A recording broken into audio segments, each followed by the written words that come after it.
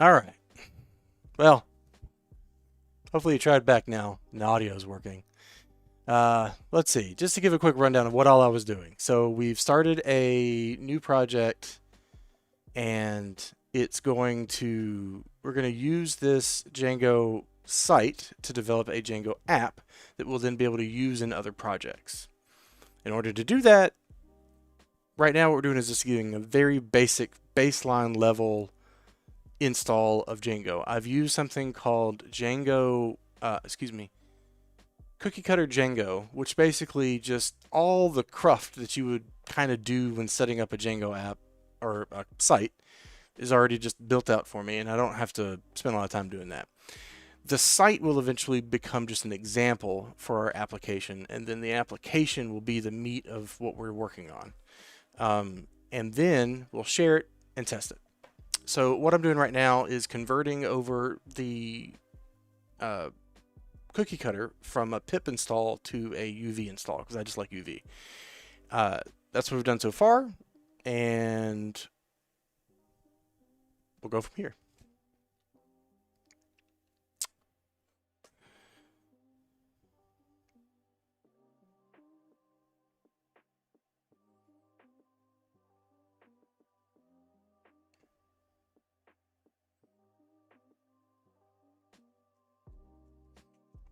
All right. I just want to double check something.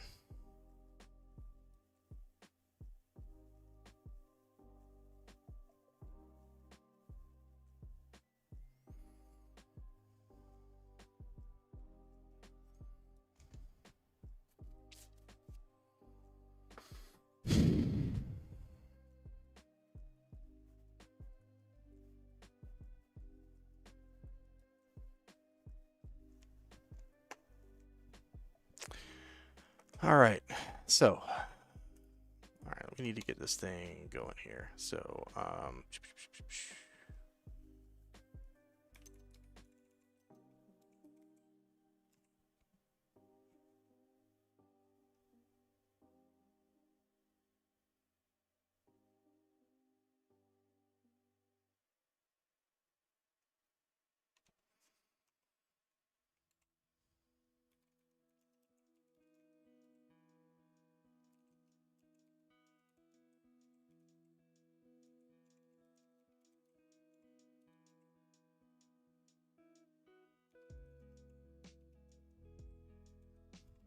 okay.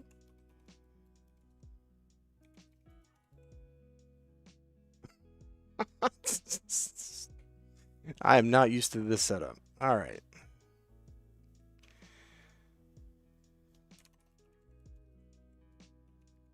That's what I get for trying something new live.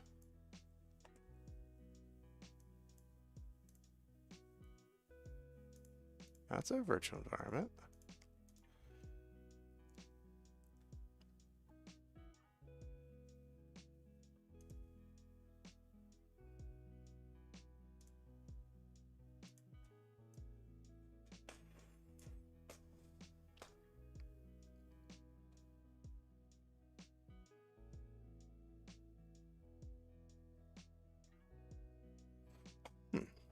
So why didn't it go?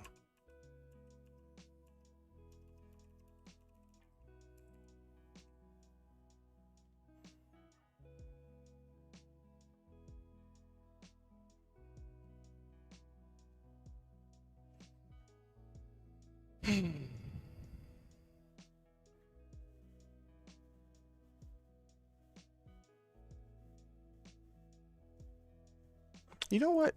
The whole point of this is AI, right? Let's do some AI work.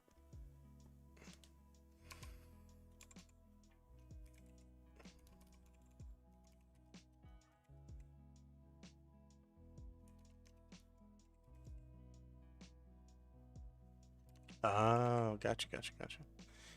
Um,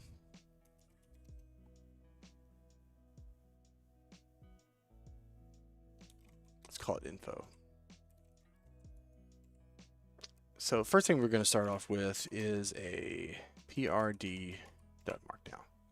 And I've already got this cooking over here. Let me go copy and paste that in. There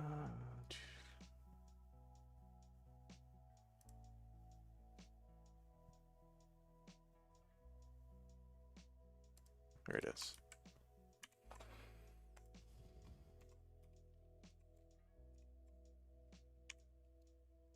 So, a PRD stands for a product requirements document. It lays out what the goals are, who's going to be using it, any sort of technical constraints, that sort of thing. I built this earlier while I was doing other work using ChatGPT voice chat and just talked back and forth to develop this document. So once I got here, I opened it in text editor and cleaned it up a little bit to make it not AI cruft. Important note, if you're working with AI, don't just assume it's right. Double check its work. All right, so now what are we going to do from here? We're going to open up a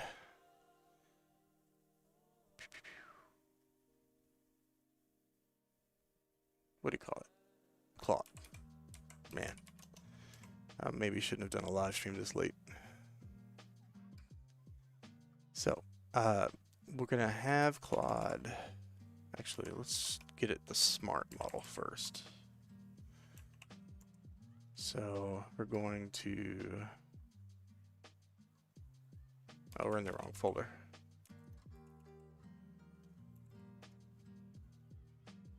So we're going to have it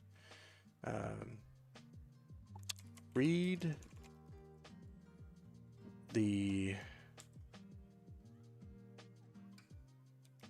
what did we call it? Yeah, info.prd document. And the readme.md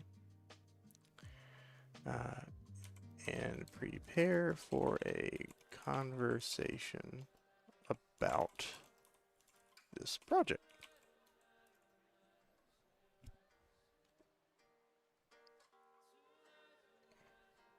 Oh, also, Claude Code now has this nice function called plan mode. So you do Shift Tab a couple times until you see this little green plan mode come up. Previously, I would have to say multiple times in my command, do not change any code, do not write any code, do not change any code, do not write any code, and then it wouldn't usually. With plan mode on, it's a little more of a hard thing that it won't actually write any code. It'll actually just come up with a plan.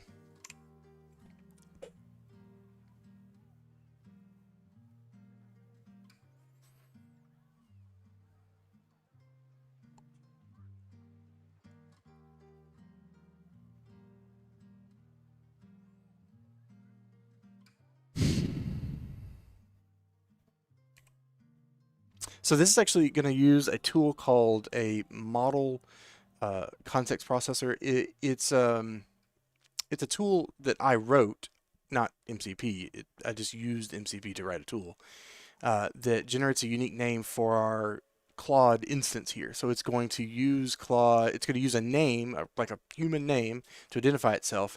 So and I do this because down the road we'll get to the point where multiple of these things are going to be running at the same time, and it gets confusing about which one's doing what, and then it might try to like write files over top of each other. And this is just a nice way to keep track of stuff.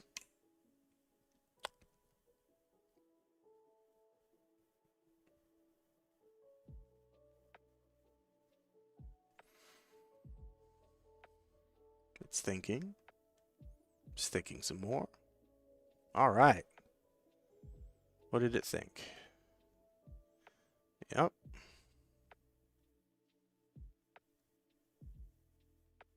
That sounds right. Yep.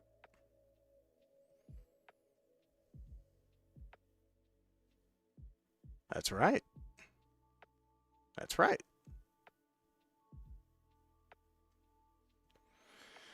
Okay. Let's see. Create a Comprehensive. Man, it's a good thing this thing doesn't care about spelling. Create a comprehensive instruction.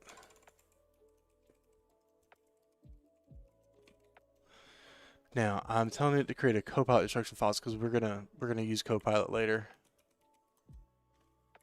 And I just want to make sure I tell it to put it in the right place, because I guarantee you if I don't, it's definitely not going to put it in the right place. In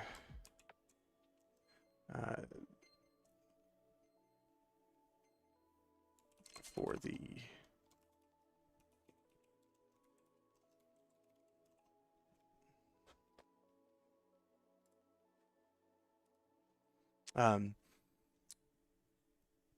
I also have another MCP installed called Ref.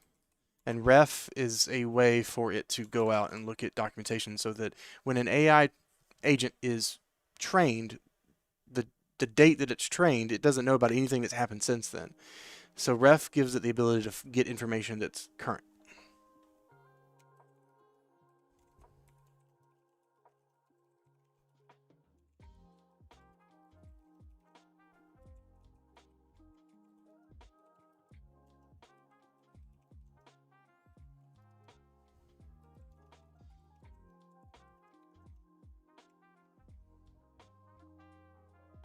All right, so now it's going to go out theoretically and, yep, there it is. It's going to use Ref. And it's going to look up information about what I told it to. It looks like it found some documentation from Microsoft. Yep, and Microsoft writes both VS Code and Copilot, so that's the right place.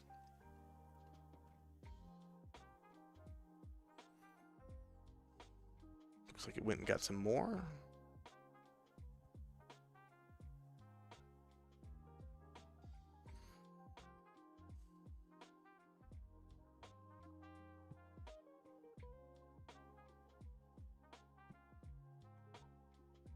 Oh, that's cool. It went out and looked at Django best practices for coding. So it's probably going to put some of that best practices in the Copilot instruction file. That's really cool.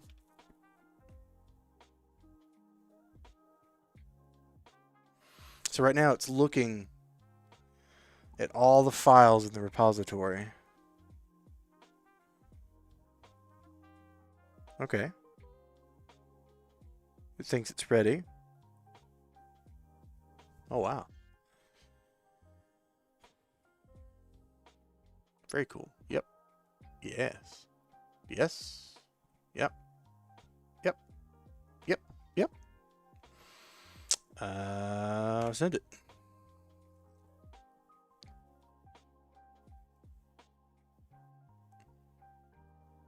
And I will say, see here where it says tip, ask Claude to create a to-do list when working on complex tasks to track progress and remain on track. That is an excellent piece of advice. This little tip thing is, I have actually learned a lot from it, just sitting here watching it. So it's going to make the GitHub repository directory. It's going to create the file.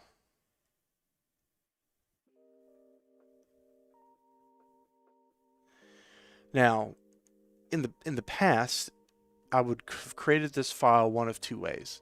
I would have either ran a command in Copilot to have it generate its own instructions, and that kind of follows the same pattern this guy's doing and looking at the repository and kind of building that up from nothing. It's also possible to set it so that you just write it yourself, the other option. But I'm actually doing a little something kind of tricky here. I fed it in a lot of information at the beginning, and I had it build this Copilot instructions file.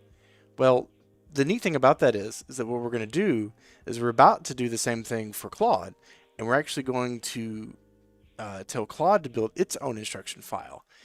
And what it's going to do is actually look at this Copilot instruction file to build its instruction file. And so it's just going to have more context and more instructions that way. Oh, I hear the chirping of the alarm system, so guess I'm stuck here in this room for a while.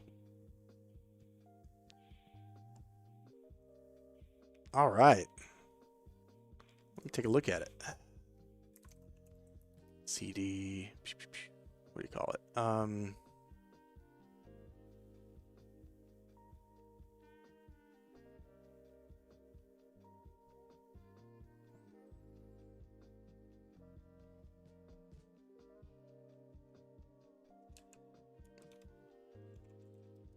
No. What is it? What was the folder name again?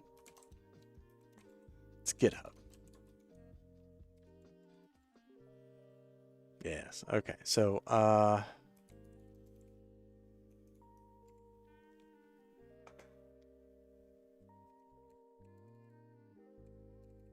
very nice.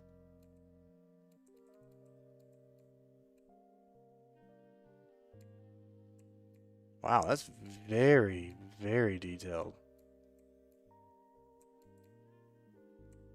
Very nice. So obviously I'm not reading this super detailed, but I am... Oh, I already see a problem.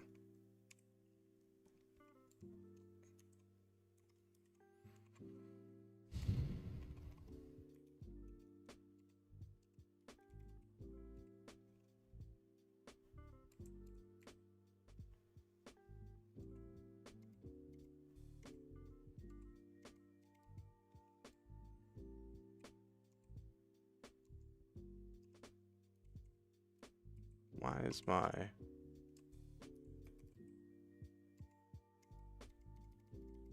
No, you're lying to me.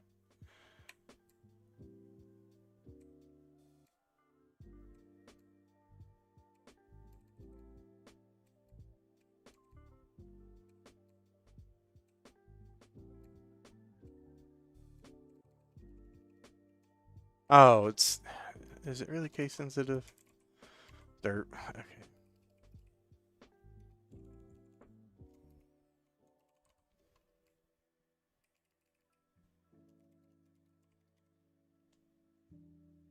Okay. Basically, I don't want to use black for a number of reasons, but I want to use rough, and I just want rough to be used because rough can lint, it can check, it can format, all of the above in one tool, and it's very fast, and it works great. And it's not nearly as a pain in the butt as black is. Yep. Cool. Oh, no, let's write it first, just to be safe. Okay. All right. Now that's done. Let's go back to Claude. All right, so now we're going to run the init command. And this is kind of what we just did, but now for Claude. Oh, Stephanie commented. Yay. It's always nice when people comment. What's the thing that all the YouTubers say? Like, subscribe, comment, chat. Like, I want you to have a flame war down there in the chat. Because that's actually good for channel analytics.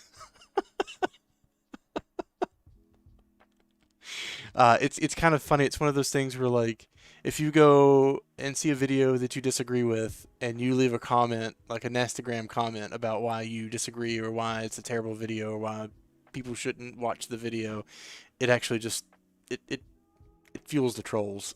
It feeds the trolls. So see, it's kind of following the same pattern now. It's reading through all the things,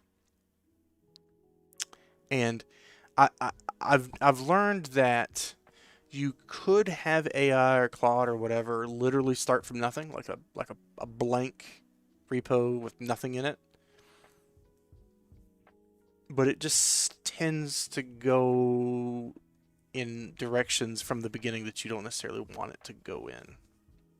And it just works a lot better if you're dealing with a at least marginally built out repository. Even if it's just a skeleton. Like, even if it doesn't work, but it's at least a skeleton, so we can at least see sort of what it should be doing.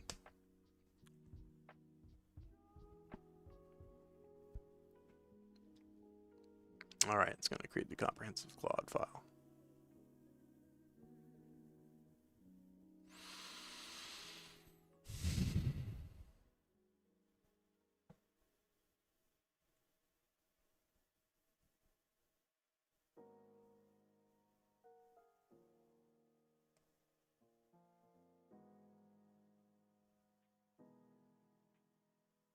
Oh, here's another good tip. Using permissions to pre-approve and pre-deny bash, edit, and MCP tools.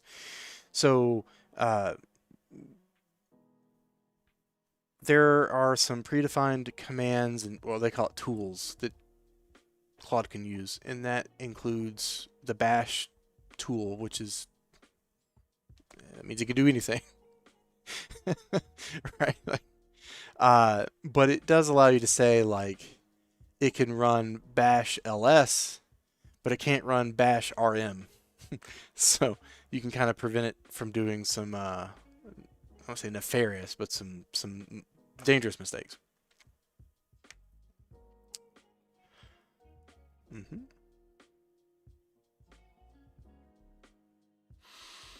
Let's look at it. Oh, wait, no, I'm in the wrong window.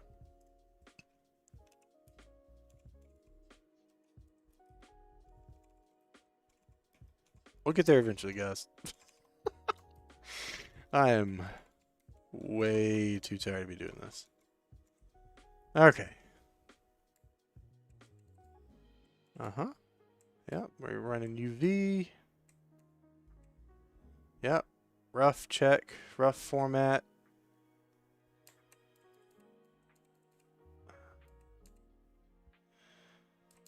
Oh, we even got pre-commit hooks lined up. That's very nice. I just recorded a video early about pre-commit hooks and some other things, so make sure you subscribe.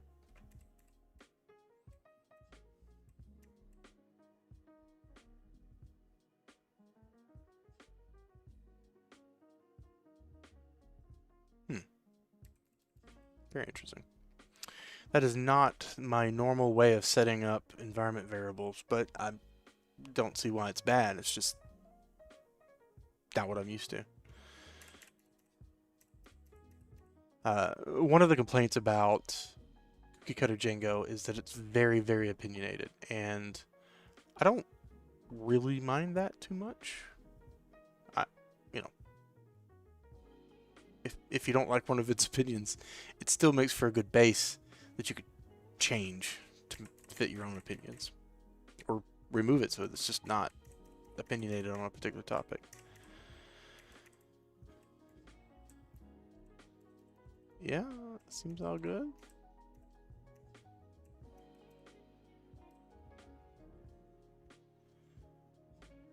Django reoccurrence. Very cool.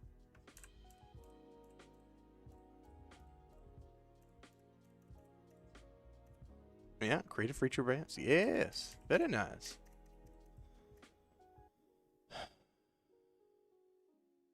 Very cool. I like it. You did a good job. Good job, Claude. Okay, so let's talk a little bit about how Claude Code works. So there are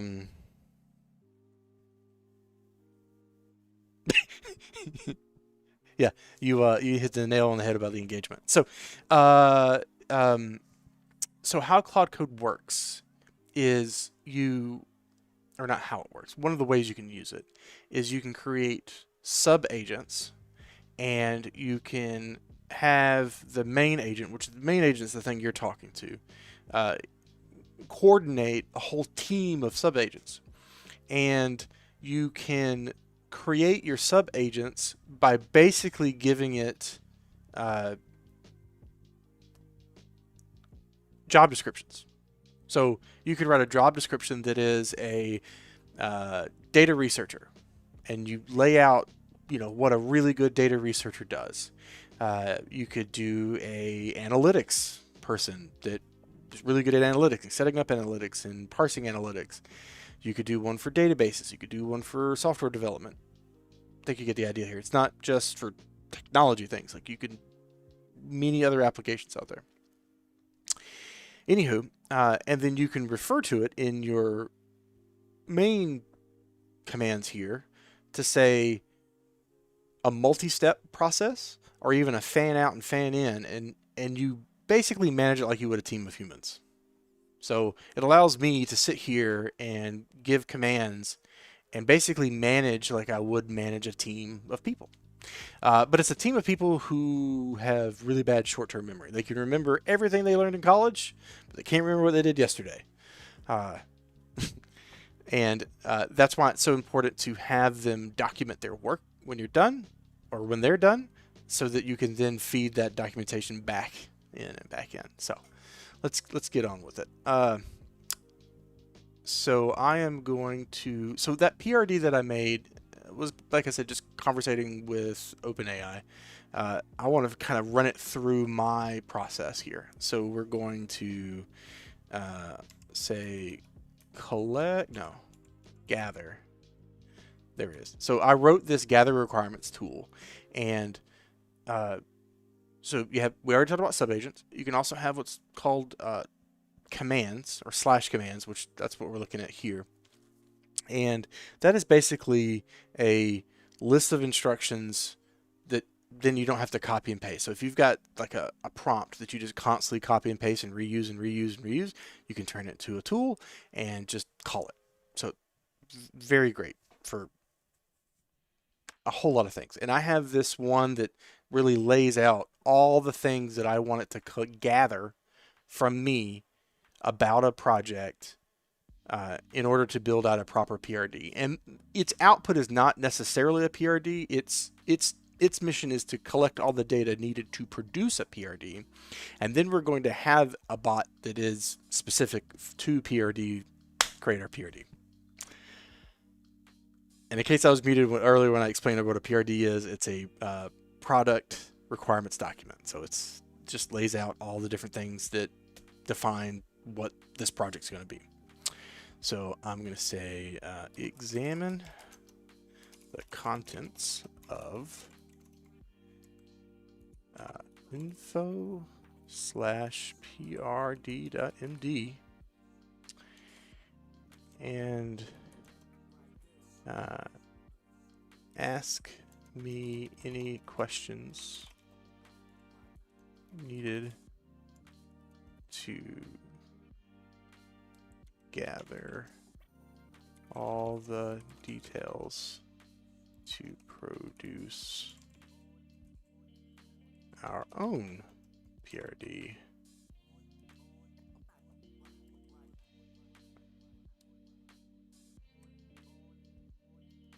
No, why does it keep doing that?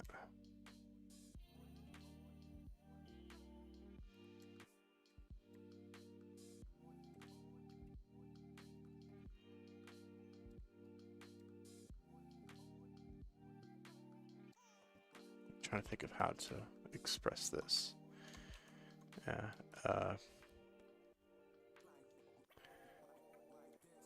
An outline PRD written by a consultant. Yay for spelling. Okay. So now it's going to theoretically read that file.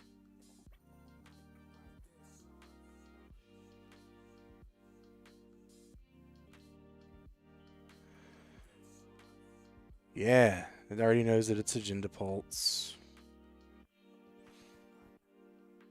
Okay.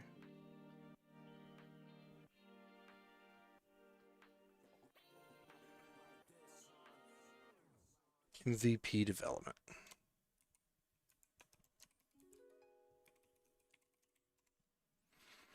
One of the interesting things about this tool that I wrote is that it really pushes Claude to ask questions. Claude doesn't want to ask questions. Claude wants to go work. It wants to get to work now. It wants to make you happy. It wants to take care of business and give you results. But in this part of the process, what we need is it to collect information, ask questions. Uh-oh. So if you'll see down here at the bottom of the screen, it says, bottom right hand, context left until auto compact. So basically, Claude has a context window of 250-ish thousand tokens. And tokens are just the little like bytes of information that it can handle, little chunks of information. And when that fills up, it can't think anymore, and it's got to dump something out of memory so that it can bring more on. And when it does that, it gets dumb. I've never had good results from the auto compact. It loses context every time if it gets where it's at, but it's okay. Uh, the reason why we've run into this is because we've just kept going in the same conversation. So actually what I'm going to do here now is clear the context window. And that is in effect, we have fired our old employee, we've hired a new one, and that new one is a different person with a different mind, different memory. But it's okay, because I'm just going to come up here and say the exact same command, but with an open memory now. The other thing to keep in mind too is that when you're spinning up subagents, those subagents have their own context windows. Wait.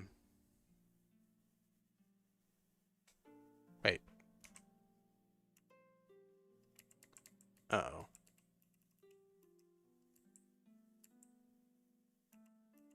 Oh, shoot.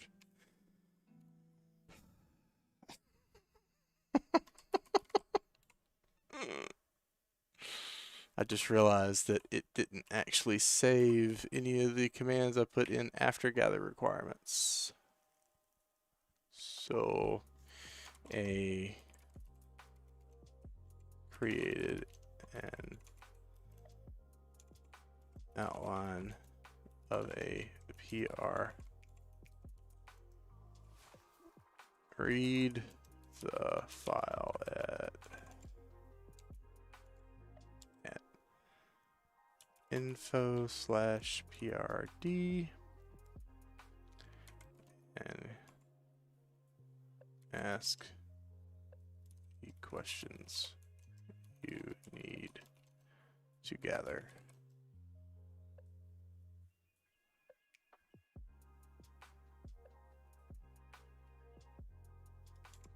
Yeah, that should be good enough.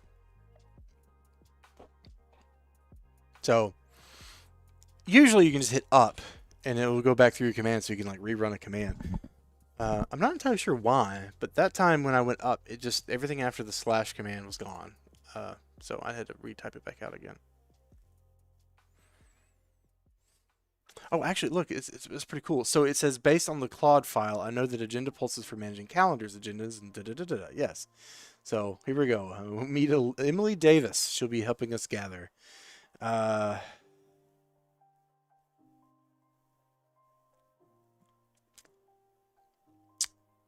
So I don't think it ever actually read the file we told it to. So let's try that again. Our consultant created a draft PRD in info/PRD. Review its contents. And let's gather the info for an MVP of the project. So MVP, if you're not familiar, means minimally viable product. So it's the idea here in the software development lifecycle is that you make the smallest, not easy necessarily, but like the smallest actual like thing that you can use and is usable and has some value to it. And show that to the customer, show that to the user, and say, is this what you're looking for? Is this what you want? And the idea there is that they can then quickly go, whoa, we were not aligned. We're not in the same plane of existence. We needed to go left instead of right, or whatever.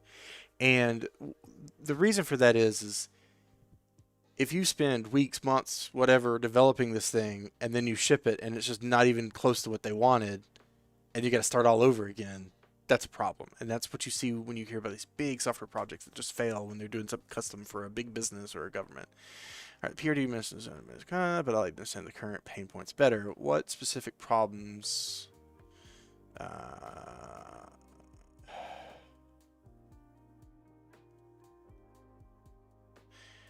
Yeah, multiple disconnected tools. That's it.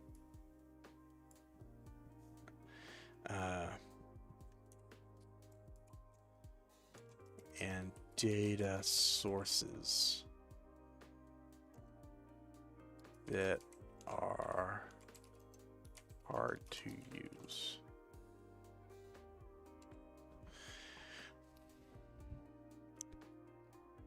So, to give you what we're trying to do here is to create basically a platform to gather information and data about civic functions, you know, government operations, whatnot, so that people can see in one place a calendar of elections, board meetings, so on and so forth. And we gather that information from official sources, but compile it in one place so that you don't have to go hunting for it in 16 different places.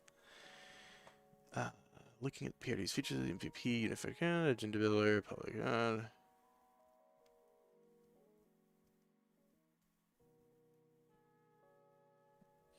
Yay.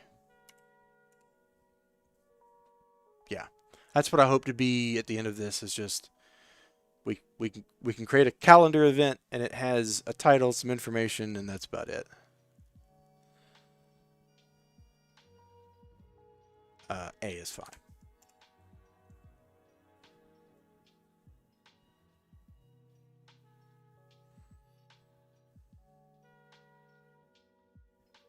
And this is going to be a component that we're going to use in a much bigger system that does much more big things.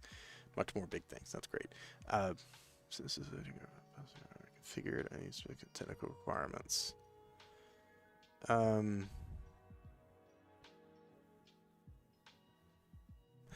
No. Well, rather than use PostgreSQL for the MVP, let's keep it simple and use SQLite.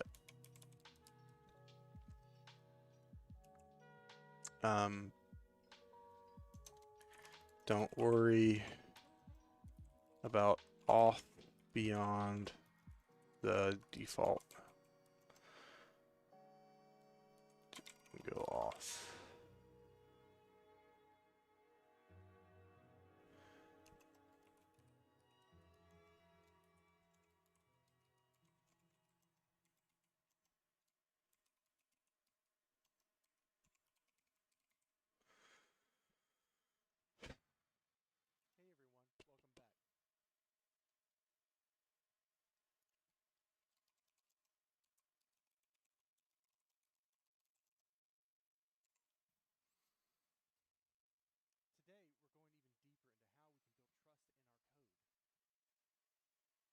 Because really the focus here isn't the Django site.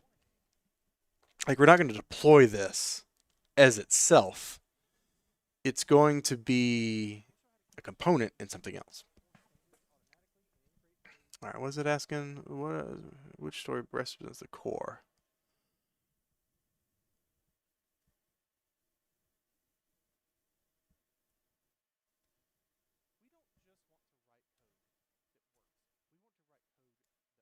A. A is the answer. And it's always interesting when I go through this process because it always asks different questions. It asks them in different ways. It's just very interesting. Uh,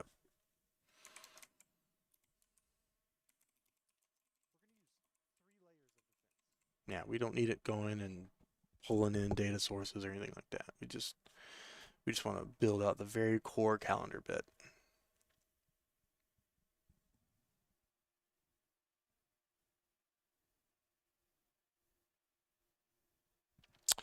That is a good question. Sorry, I don't know how long ago it was you asked, but the cost, right? So you can actually start for free. The sub agents, I don't want to say they cost more. So I mentioned tokens previously.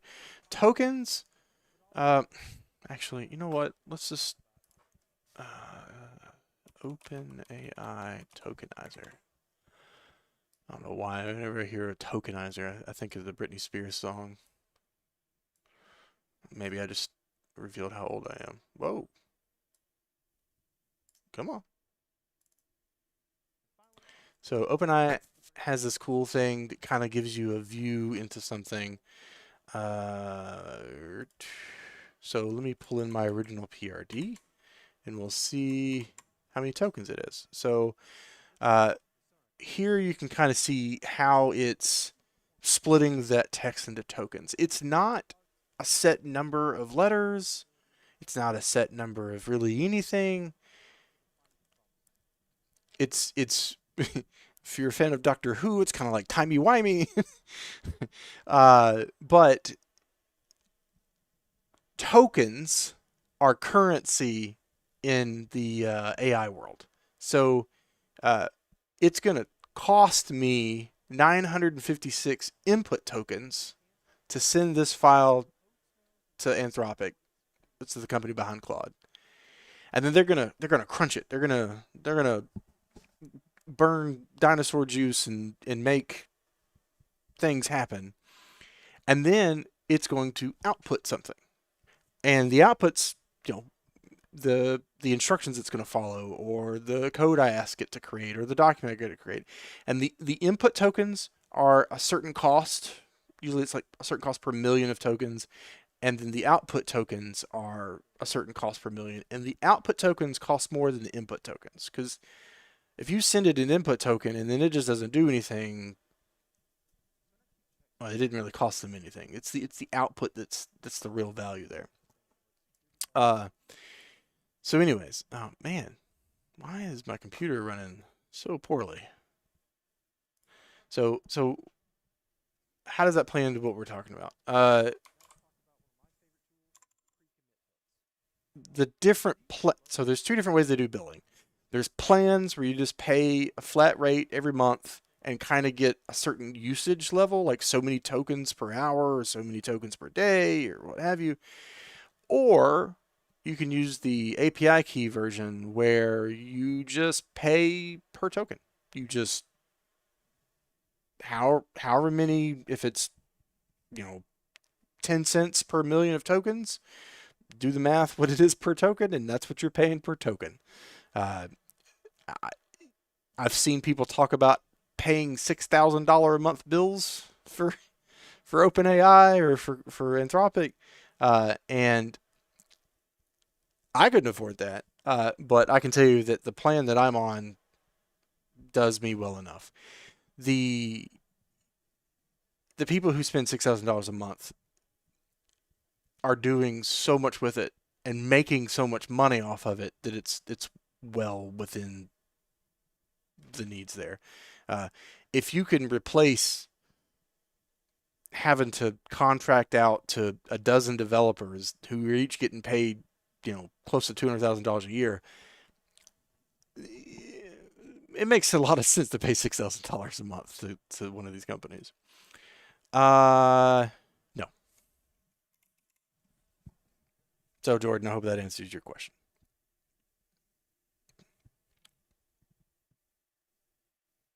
Hey, it looks like we're actually back up to 3 concurrent viewers. Woohoo!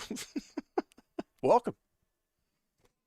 For the MVP, what would indicate success? What metrics most important? Yeah, C.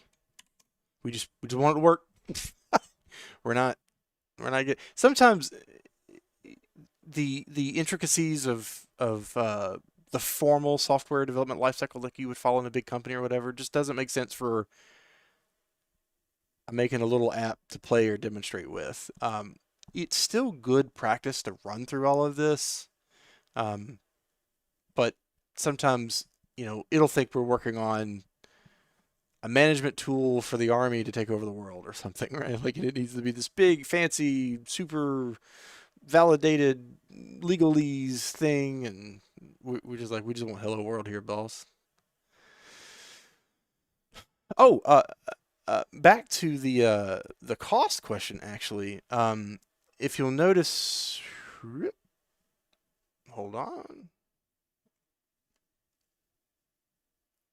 Oh, cool. So something I have saved in my general directions that's in my like user, not for the project, is to whenever it makes a plan or wants to make a document or what have you, it saves that into my Redis database. And that's just so that I can then pass that to another agent to process. So basically, this thing has brought a whole bunch of stuff into its context window to output X amount of data that you see on the screen. It actually works well to then clear it, give the next one just this information, and then continue on because otherwise its memory would be full of the stuff that just doesn't matter because this data, this distilled data that it just output is actually the important thing. So I'm going to say yes, don't worry about that. And let me grab that key because I'm going to need that. And also, that's one of the reasons why having the name in there is nice because you can kind of identify which is what. So basically, I tell it to put uh, the name of the project or the name of the repository and then its name and then describe. And the describe part, obviously, it kind of gets a little weird sometimes. Okay. Oh, it gave me that there. Simplify.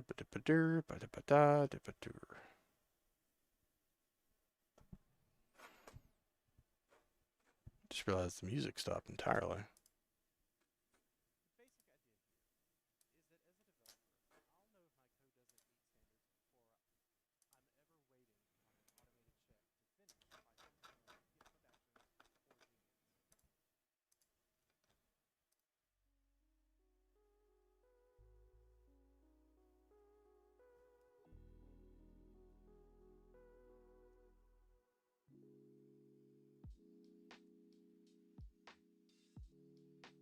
Oh, well, thanks for stopping by. Sure, send me the invite. You can email me at carrie@carriehatcher.com.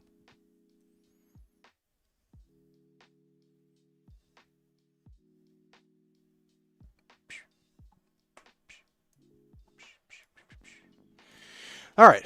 Wow, I just spaced out there for a moment. Okay, what are we doing here? So our regard, it's completed. So let's move on. So the next step, now that we've collected this data, is we need to do something with it. So what we're going to do is we're going to pass it off to a workflow. Now, we've talked about agents, we've talked about commands. Now we need to talk about workflows. So workflows are basically a series of steps where you say, uh, you're going to do a thing, you're going to then give some instructions to a sub-agent, you're going to take their output and pass it to another sub-agent, you're going to take their output, do something with it, and then do something else with another sub-agent, and you can go ahead and just like lay all that out for things that you do over and over and over again. The idea here between all three of these things is it just, you'll end up finding patterns. When I first started, I just had like a notepad open, like just plain text, and I just had all of these like reusable chunks of commands that I would paste back in. And then when I learned about the slash commands and the thing, it's like, oh, aha, I'm this way better. So let's go with the, is it new?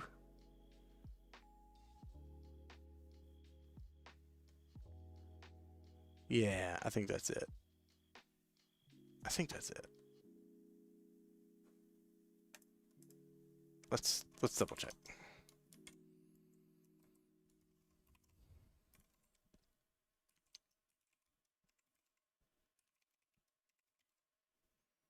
Yeah, new feature. Cool. By the way, if you would be interested in my Claudes, I have them published on GitHub. I'll paste that into the chat here in just a moment. Here, Hatcher, my quads. Boom.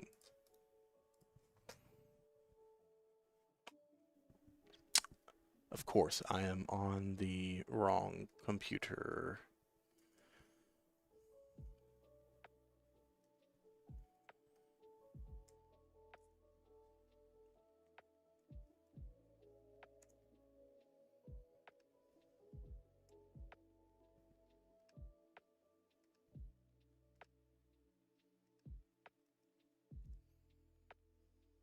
And yes, I am on Twitter. You can find me under Sarge Kudzu, Sarge, Kudzu, Kudzu, Kudzu, Sarge Kudzu.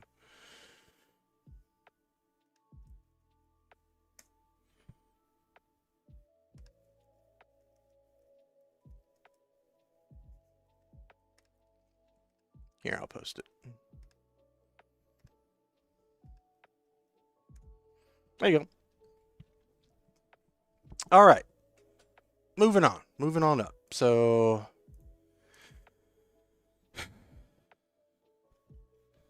new feature. The contents of the data of the report in Redis at key. Oh, shoot. I forgot I copied that earlier. All right, let's go back up and grab it. Boom. All right, so what this is telling it to do is, oh man, I almost messed up here.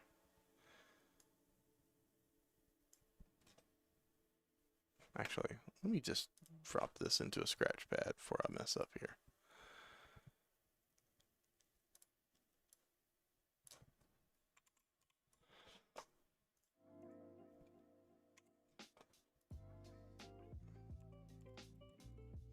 I will say that having I use Obsidian for text notes. Having an Obsidian window open to just be able to copy and paste from when you're building out is very helpful. Especially if you're going to write something really, really, really, really long, you can go ahead and just kind of flesh it out over here in the text window and then paste it in. But I almost forgot my own rule here. We're going to fire that Claude and hire a new one. So we're going to new feature.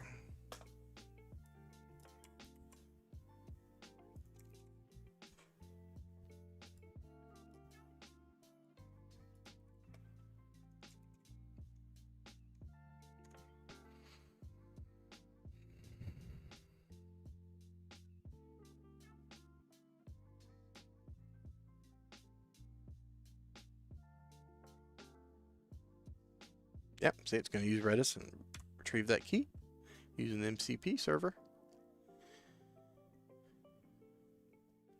And actually, this MCP server, I'm sorry, the Redis MCP server is just an open source one you can find on the internet. But the name MCP server is available on my GitHub as well.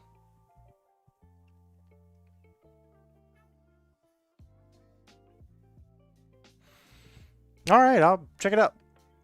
Thanks for the invite. All right, so first thing it's going to do is spin up a sub agent called the PRD writer. You know, while we're waiting on that, I guess I could show you what that looks like. So the interesting thing about this is it's very easy to write an agent. Like, it's not like writing software code at all. Let's look at our PRD writer. I don't want to open it in Vim. I want to. There's a CLI tool.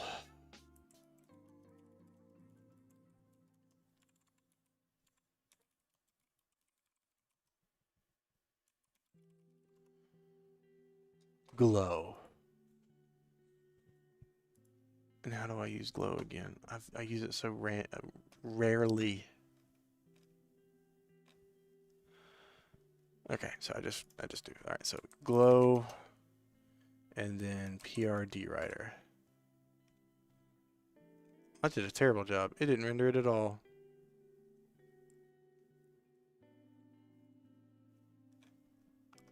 All right, so, but here it is. You are an expert in writing product review requirements document. Product requirements documents. You create a comprehensive, clear.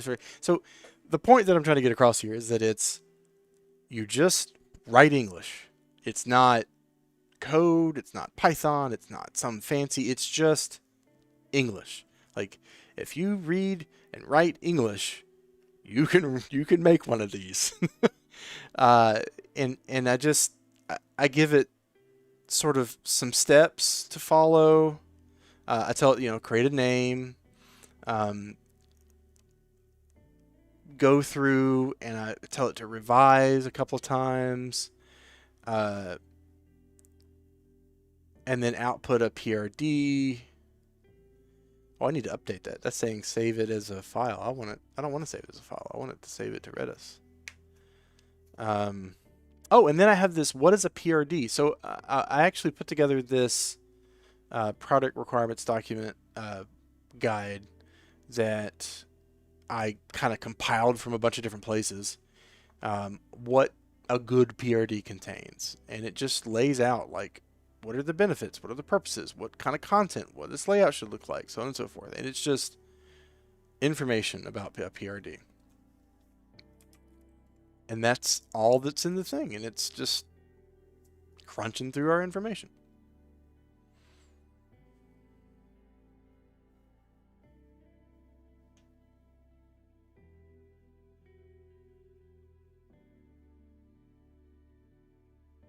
Yeah, so I've actually made several agents. So as you can see here, I got the debugger, the document reviewer, issue progress analyzer, the meta agent, the PRD writer, the Python dev, and the reporter. One of the more interesting ones here is the meta agent, and the meta agent I use to write new agents. So when I get an idea for an agent, most of them follow the same sort of like format of like giving it some clear instructions, giving it some sort of a to-do list, telling it how to output its information, and then including documentation at the end.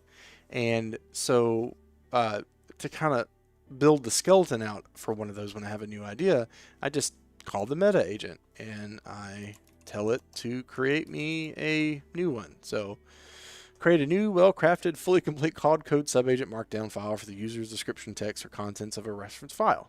So what I mean by that is either I'll give it a descriptive text or I'll write like a really long file and then pass it to us. One of the important things here is that I have it using the Opus model. One of the neat things about agents is that you can specify, but you don't have to.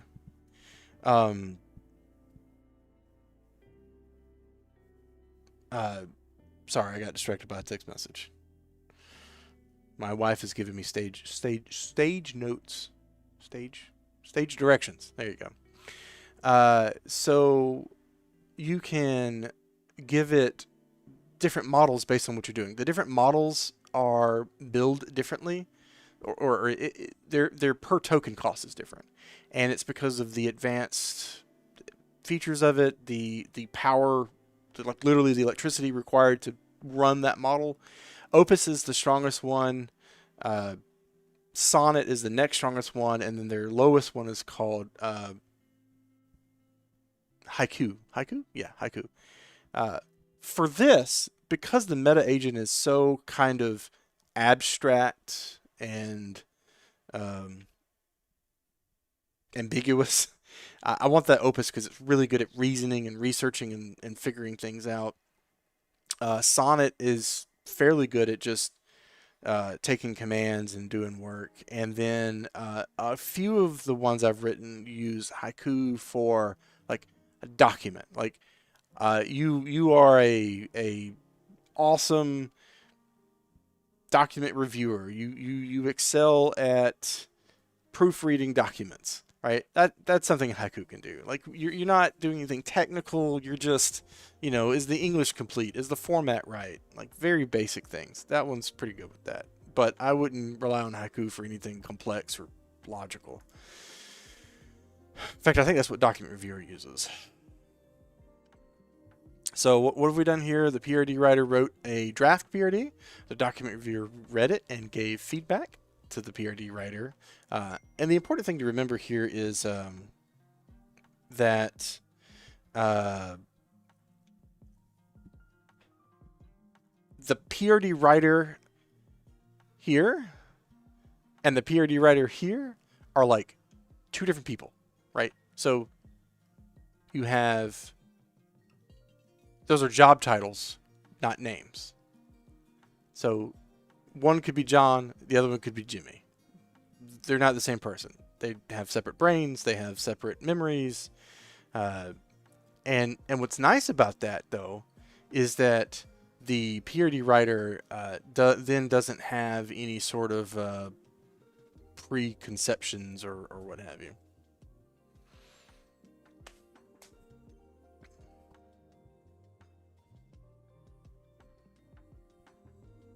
It says 0 tool uses. That's interesting. Oh, you can actually see here the tokens that it used. So it's 8,000 tokens, 11,000 tokens. That's actually really low. I'm beginning to wonder if something went wrong.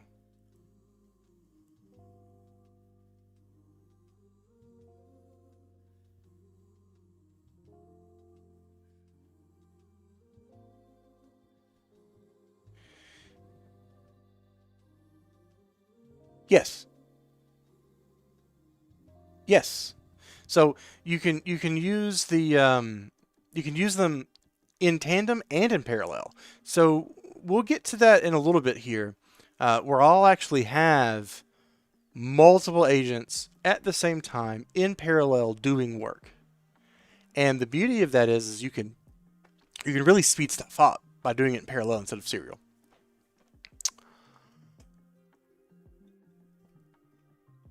I was actually really kind of concerned here, but it actually looks like they did a pretty good job. Mr. John Brown.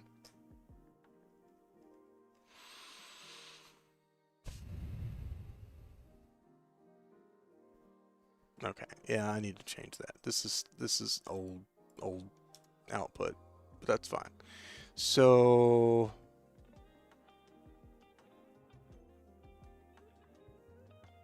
yeah, so here's a good example. So first, James Mitchell created the draft.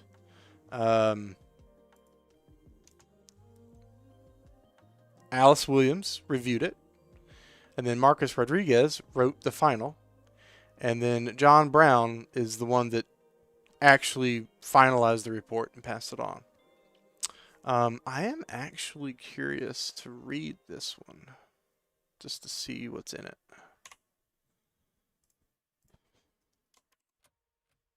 Oh, wait. We just need to open a new one.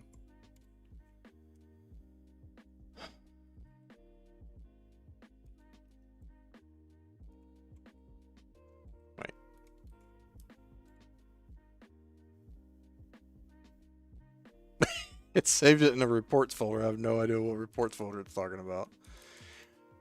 It definitely has a bad habit of what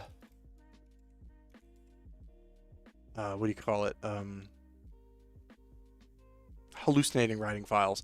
That's one of the reasons why I stopped writing files and started using Redis, because it would say, I've written this file to this location, and I'd go look at it, or the next agent would try to read it and be like, fail. But it seems to be much more consistent when writing to Redis.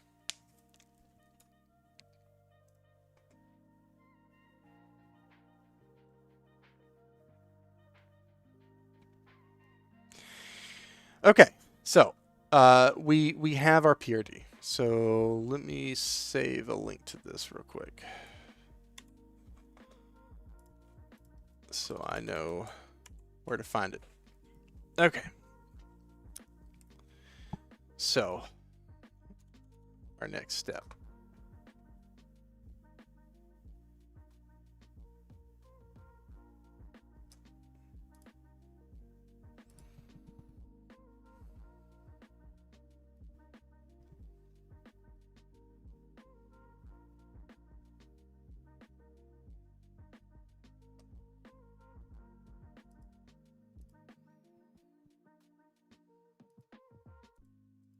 Sorry, give me a moment. I am lost in a sea of notes.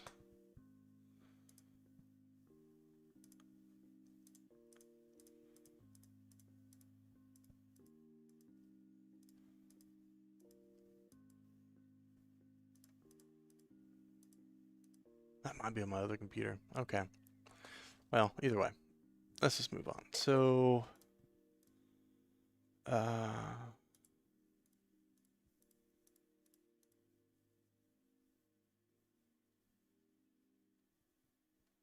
okay. So let's clear this guy and prepare for planning our development cycle. So let me write this over here and then bring it over. So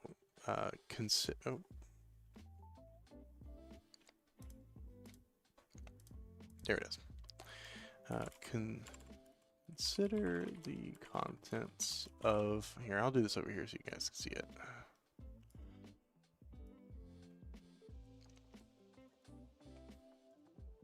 Consider the contents of the report saved in Redis at key final. So I'm about to do that parallel thing, so stand by. Okay. The trick here is that we're going to tell it to have 5 sub-agents review the report and create a technical development plan to implement the MVP in the PRD. I will caution you against using too many acronyms.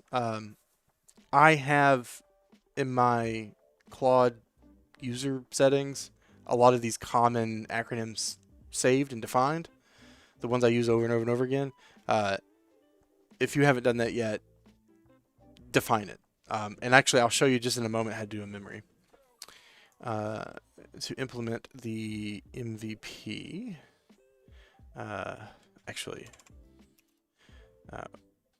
the agents should run concurrently at the same time in parallel. Man, I'm so bad at English.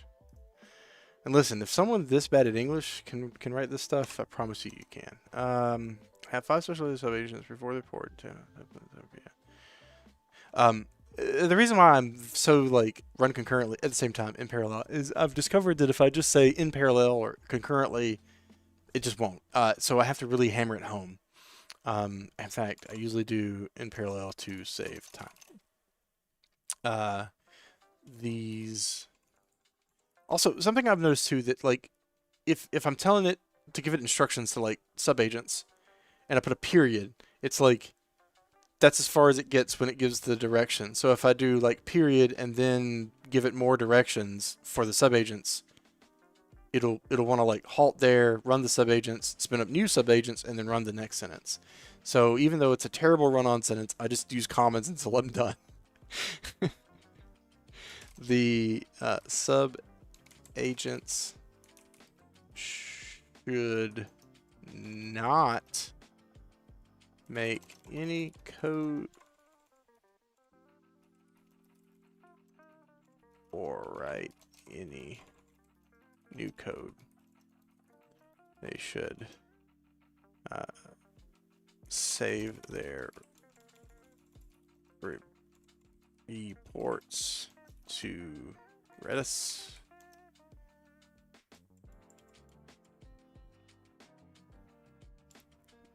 They should give their reports to the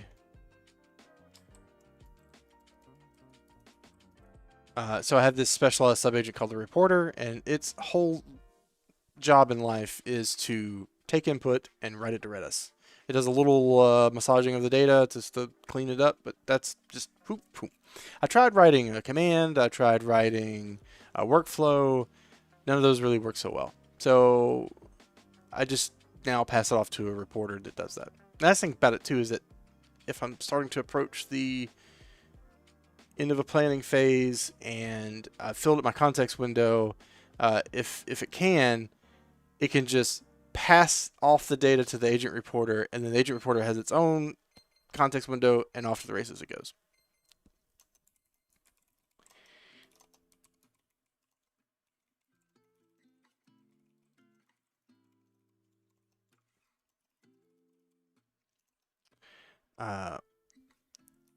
And then the next step, so I've got 5 agents. Now I'm going to have 2 agents. 2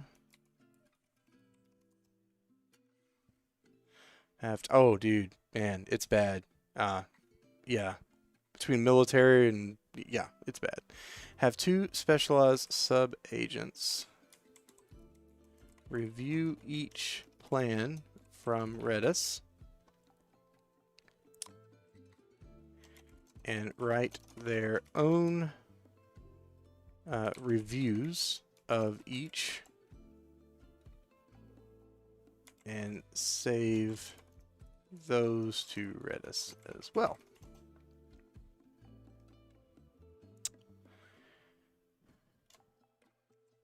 Once the 2 reviews on each plan are complete, compile a final plan from the reviews from the plans and reviews.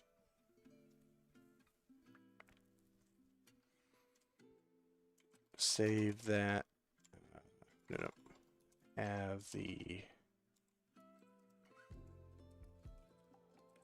save the plan to save the final plan to Redis.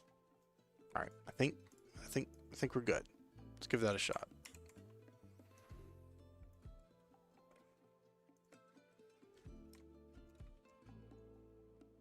Huzzah. Oh, you know what? Hold on. Let's put this thing in plan mode before it just runs off and does something stupid. All right. Tell me what your plan's going to be, boss. And then we'll move on.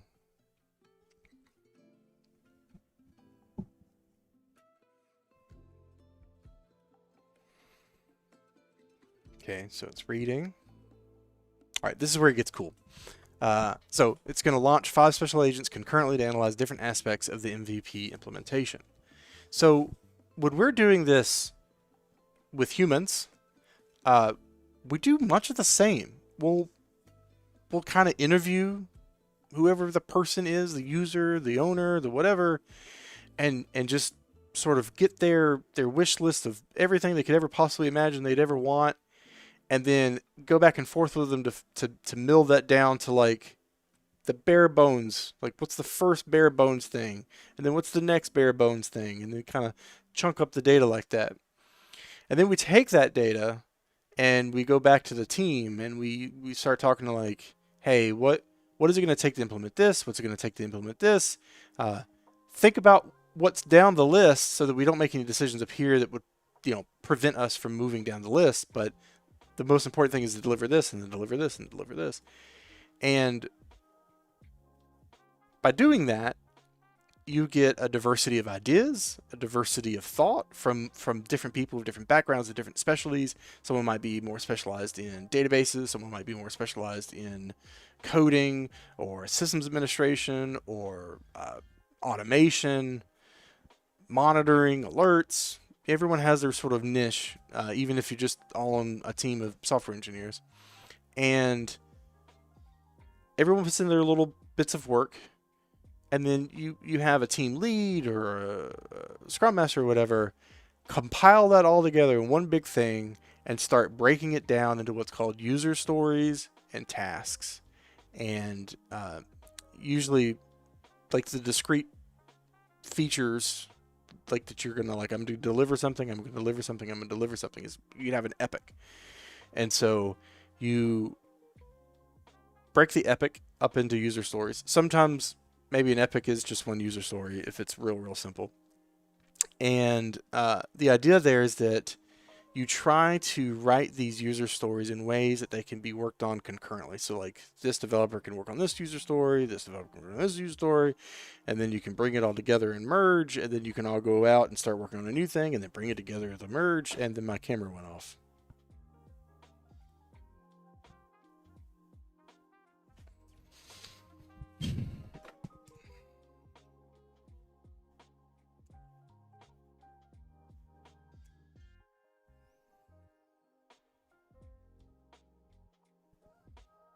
Oh no. Man, this has just been a night and a half. Well.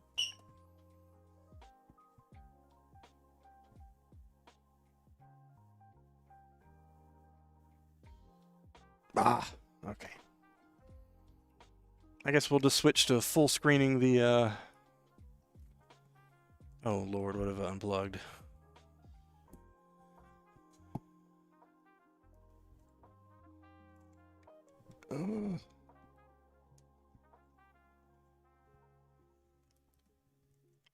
It's charging. Canon, in their infinite wisdom, has the camera can't charge when it's running, and I don't have a way yet to not run it off of a battery.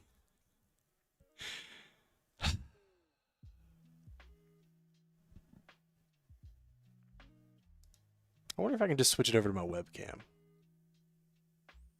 See if we can figure this out.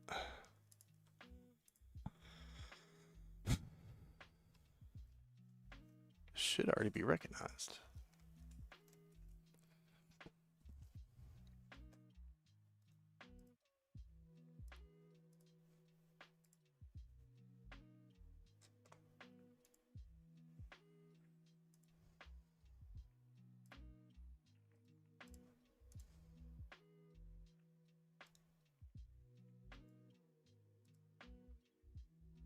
Well, I guess I'll just full screen the desktop here and just talk to you.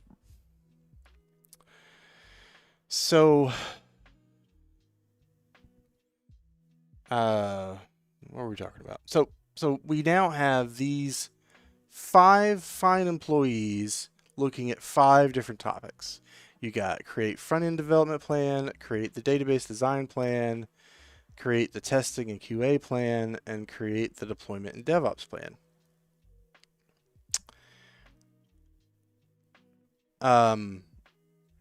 Interestingly enough,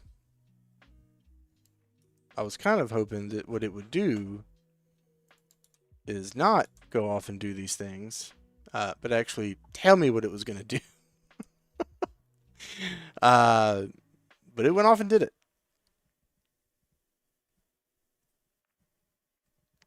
And actually, this is a good example. Like usually in this process, it's not unusual for me to see these guys hit somewhere around 100,000 tokens. So you can see where if you're paying, say, $1 per million of tokens, you know, if you can run up 600,000 tokens just doing this step between the main and then the subs, you could pretty quickly stack up dollars.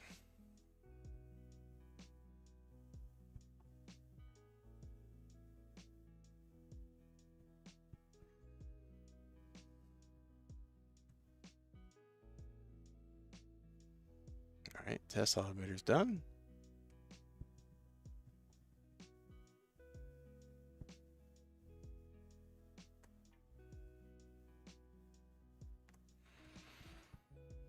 The other interesting thing here is that even though it says, you know, doing the front-end development plan and creating the database, and the thing that I've noticed is that it doesn't always strictly focus on those particular bits, and it'll just kind of, like people will.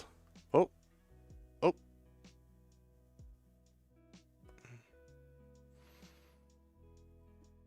So what you're witnessing here, other than being a danger to anyone who has epilepsy, is when you run a bunch of different subs like that, and it all kind of comes out in a bunch of different things. It kind of messes up the buffer for the interface.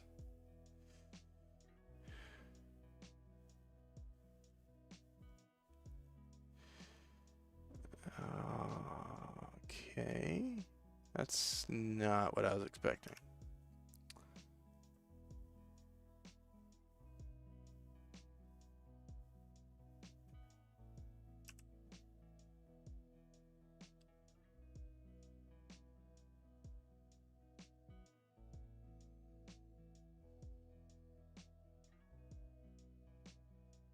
Mm.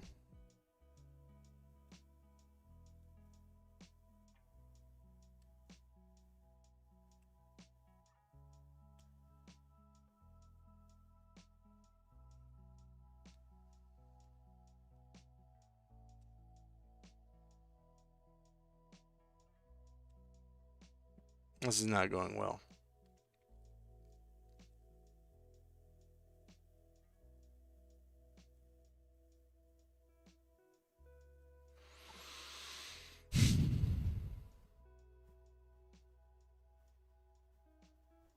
All right, let's cancel that.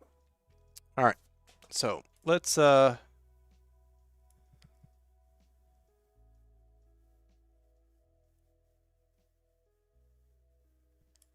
change this a little bit. Let's do this in stages.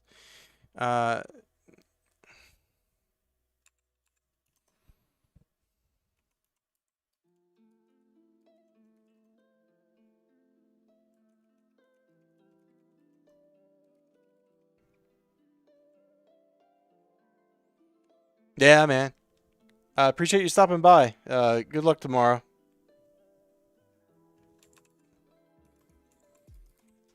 Once they have compiled their reports, once they've compiled their reports,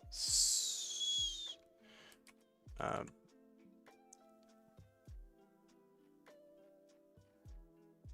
don't want to save it as a file.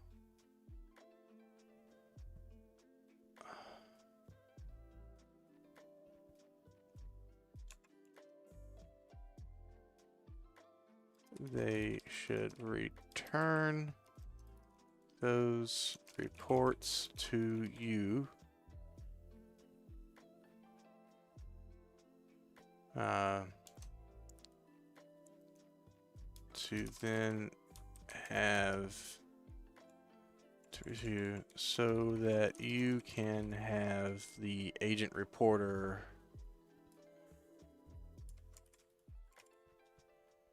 save them to Redis. Let's see if that works better. You're fired. Let's hire a new employee.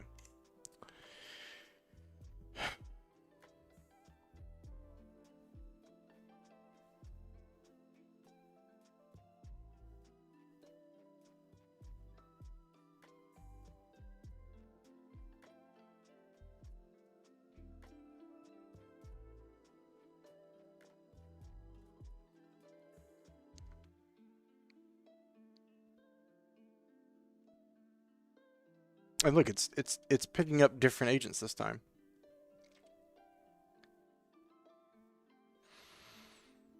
I don't really think it needs a front-end developer, but whatever.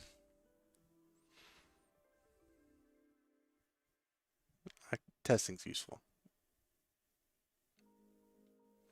Really hoping to see like a Python. Okay, no. Those are not the right choices. All right, so let's choose our own things.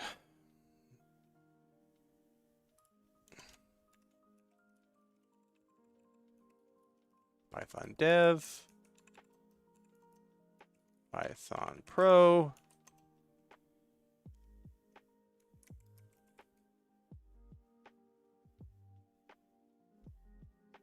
what is it? Database.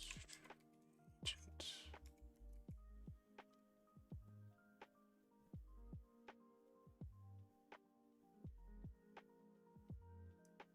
Database optimizer. And architect.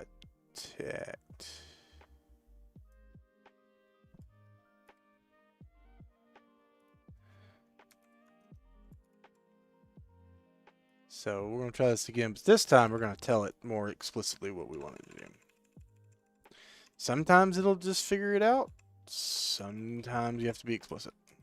I couldn't tell you why. Sometimes it does and sometimes it doesn't. But it do.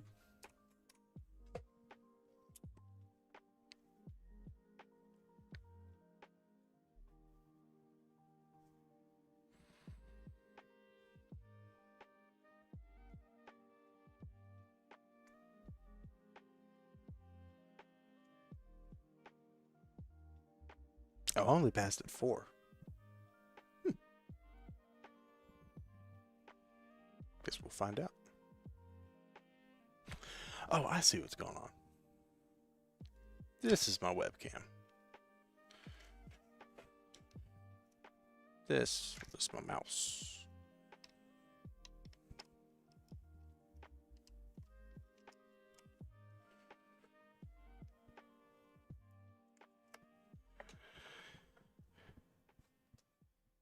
Now maybe we can come back.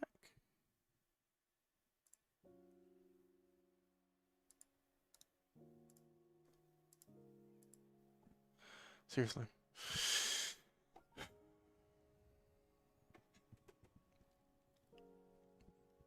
I have way too many cables and cords. Oh. What is that? Is it a printer? Okay. We'll put you like right there.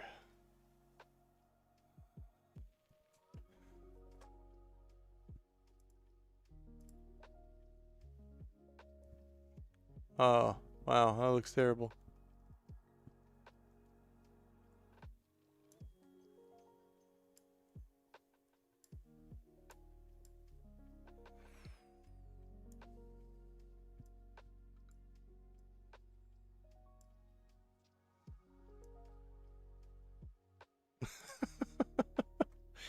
Oh man, this camera is so much worse than the other one.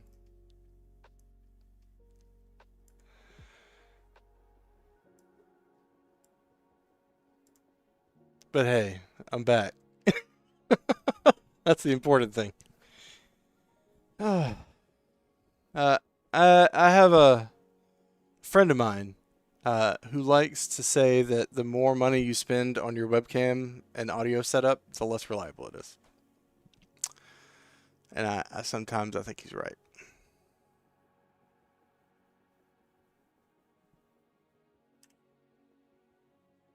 Oh, we need to tell it. Yeah, it's doing that thing again.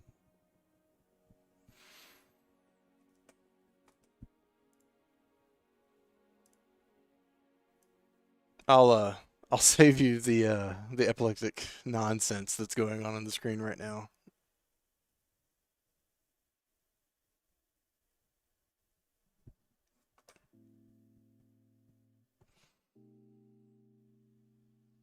But basically what's happening is all of these processes are just throwing data at the terminal at the same time, and it's just it doesn't know what to do all the text because it's only so big. Actually, you know what? Let's go back to it, and then we can look at some other things.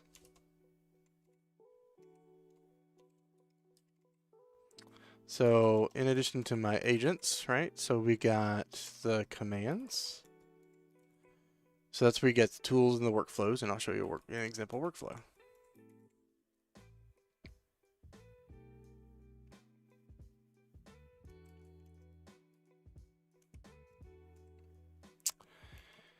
So This is the workflow that I showed earlier that makes the PRD. Uh, I'll put the extended thinking part in there because we really want it to.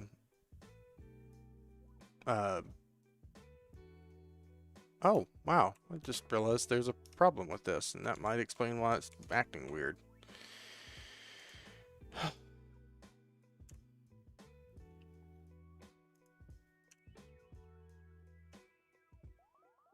Ah.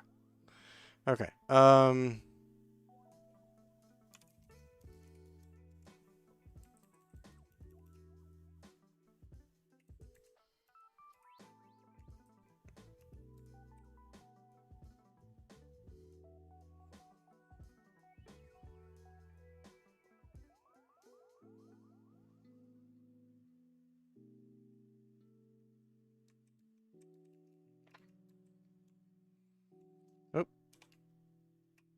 So the requirements and other information are already provided in a report in Redis at a key shared by the user. There we go. That's better.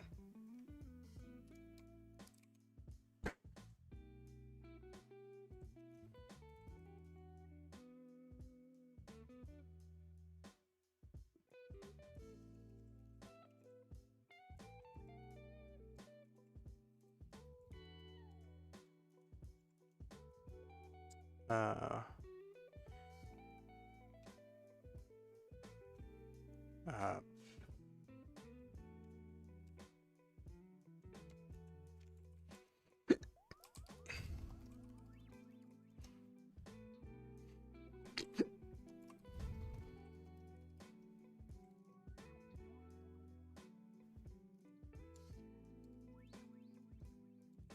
file with Redis. Operations in new feature.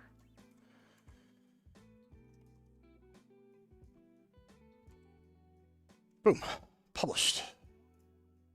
Still going.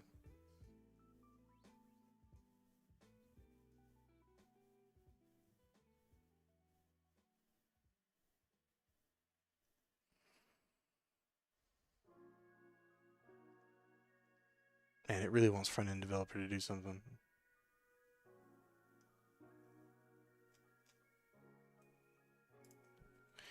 So what else do we have going on here? Something to show you. You see here where it says Agenda Pulse, Civic Pulse, Agenda Pulse, and then review that. So this here is what's referred to as a custom status bar. And I have that set up here in status lines. So this is a Python file that gathers information about the current session that Claude has running and returns back a string for use by Claude to produce this information here. And where this is useful, I'll often have several instances of Claude running in different tabs. And when I'm flipping back and forth, maybe I'm creating a new agent, writing on a project, creating some documentation or whatever, but I'm in different repos all working at the same time, it gets confusing about who's doing what. And I've accidentally told one Claude working on one project to do something from a different project, and results were not positive. So I have this here to tell me what project I'm working on and what folder is the current working directory, because sometimes those are not the same. What model it's using, and then sort of a command history of what's happened, so that I know, oh, the last command I gave it was, or the last prompt was this, and so now I remember, yes, the next step for this is blah. Lord have mercy, it's still cooking.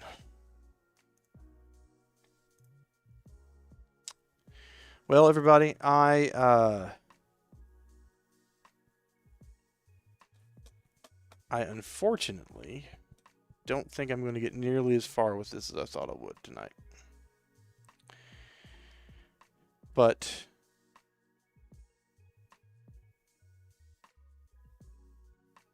so I'm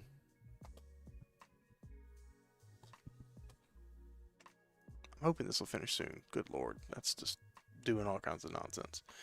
I don't always get the live stream, but be sure to subscribe so that you know when I do. Might be able to do some tomorrow. I don't know yet. But I am working on a series of they're not shorts, but short YouTube videos around this topic of AI development on my YouTube channel. Just, the regular videos, not live videos. And the video that I actually shot just before going live today is about how to take automated tooling like SonarQube and pre-commit hooks or GitHub Actions and other CI/CD tools to verify, check, and test code that either AI or humans wrote, right? Like, these are all best practices that you should use no matter whether it's AI code or human code. But by following these practices, you can land at a situation where the mistakes that AI does make are caught before they end up in production or causing you a problem, and you can rectify them before they become a real problem. And again, humans make mistakes too. AI makes mistakes. These are just ways to improve the trust and validation of any software project. Doesn't matter if it's a 1 human project, 100 human project, or a hybrid project with AI in the mix.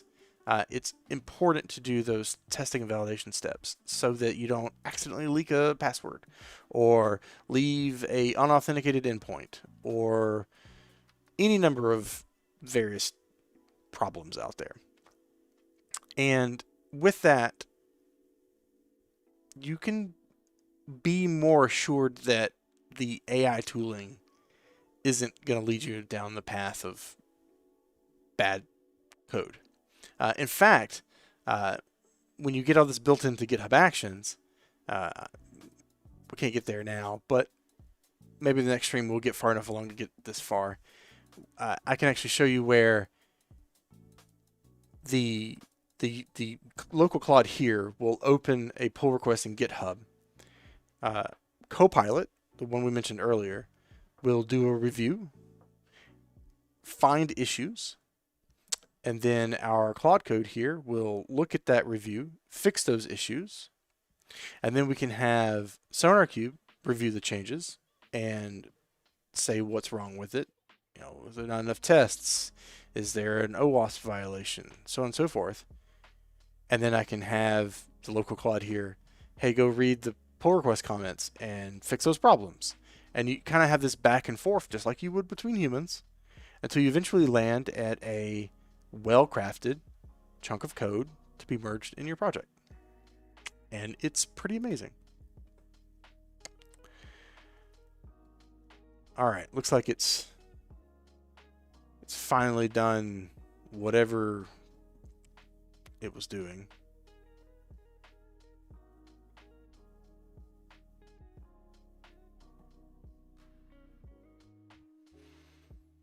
By the way, just a few notes if anyone's curious about what I'm using here. This is WesTerm, I believe it's called. Yeah, WesTerm. It's just a fancy terminal emulator. The built-in terminal to Linux works just as well. I just kind of like it for reasons. And then inside of that, I'm running a tool called Tmux. Tmux is what's driving this bar down here at the bottom. And you've probably seen me click around with my mouse. It's you can drive everything here through the keyboard. I just, when I'm sitting here flipping through, it's, instead of having my hands on my keyboard, I can just kind of lean back and move my mouse around. And I just like it because I can keep these tabs sort of clean. Oh, the really nice thing about Tmux too is that I can actually leave this running, get up, go home, sit down on my computer, remote into this computer, and see this terminal running. Like, I can just leave things running and come right back to it. It's really, really wonderful. I use the Tmux a lot on servers to run a long running thing, so I can, you know, if I'm going to run a script that's going to take an hour to do a thing, I can have it running in Tmux, and then when I disconnect from SSH, it doesn't kill the process that's running. And then the editor is just NeoVim, which for now is fairly vanilla, but my intent for switching to NeoVim is to actually include AI autocompletes into it. And it's still thinking. Man, it just feels like it's dragging. The whole computer feels like it's dragging. I don't know what's going on.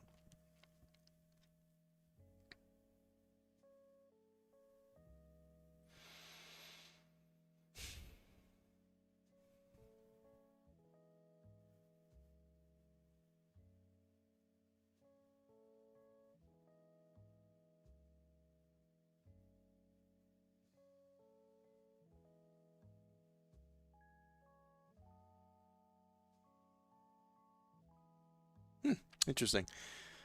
Tonight has been, oh, all 5 special, now I'll pass the reports to the report agent to save them to Redis. Curious how this is going to work. I haven't really done this full sort of process since switching over to the Redis thing.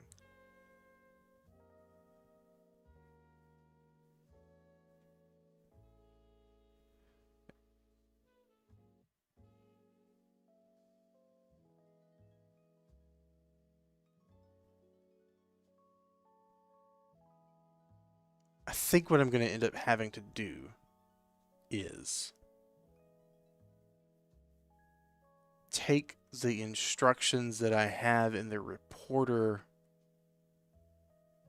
markdown around the format to use for the key and where to save it in Redis, and just copy and paste that into all of my agents so that the agents themselves will save it. Because what I'm realizing is that it's not effective. One, it's unreliable to do it to file. It just, I don't know why, but saving it as a file just doesn't always work. But I haven't yet quite figured out how to have sub-agents call a slash command or a workflow or even another sub-agent. So it's like, there doesn't seem to be like a hierarchy of sub-agents. And it has access to the Redis tool, just like any other tools it has. It just doesn't know to use it. And I don't want to like paste that in as part of my instructions every time. So I'm trying to think of a way to just have it automatically work that way.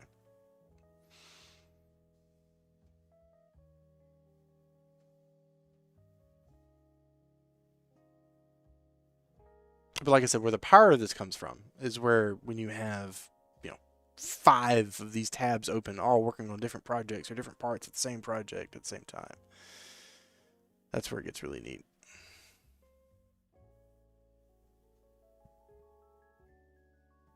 Oh, and there it is, 11:30. I'm going to turn into a pumpkin now.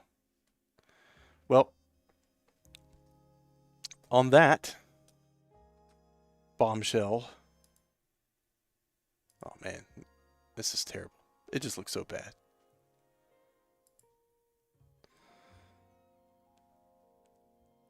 I wonder if I can flip back to my other camera just for the closeout. We'll see. We'll see how much charge we got in that short time. I have doubt.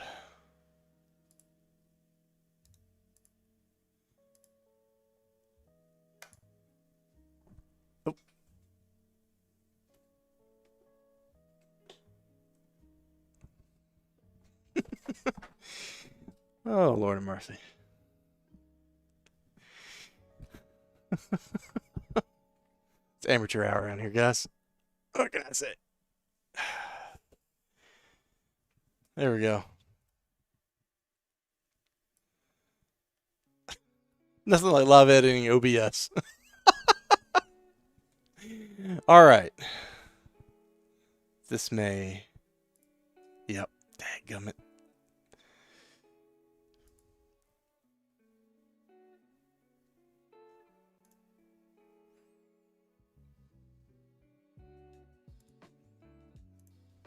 Let's see. Now I should be able to.